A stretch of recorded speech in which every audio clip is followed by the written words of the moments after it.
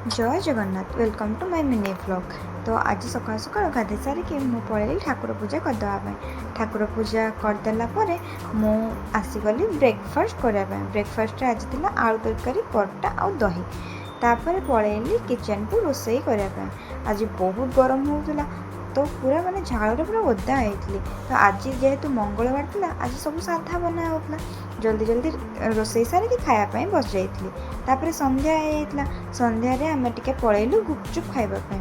देखु भाई केते कंचा लंका सब काटुंट बाप रे बाप से जे राग होता गुपचुप कहतुनि कहतुनि।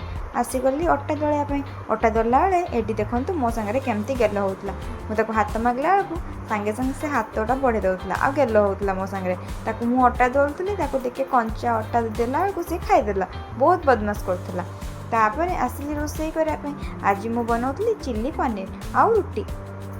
जल्दी जल्दी रातिर रोसई सारिकी बसीगले टिके खायापाई। आज एतिकी नेक्स्ट मिनी व्लॉग देखा। जय जगन्नाथ।